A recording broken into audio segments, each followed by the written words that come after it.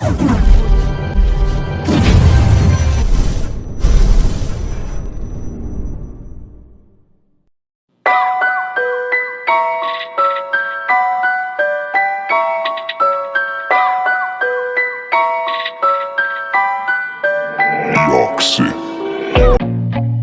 feel nauseous, believe me.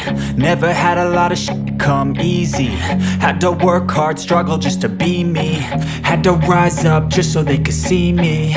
Did what I had to do just to feed me, and what was left over I put towards my dreaming. But the only thing in life that has meaning are the things you gotta work for, believe me. Take into your hands a plan, your own hands can land your own brand. And damn, I feel like no one takes accountability. They want the credibility, convincingly unwilling to put in the hours it takes to get some power. Don't be f***ing sour, take a cold shower. Scream until you're louder, work until you're prouder. And f*** all the doubters, they're just toxic.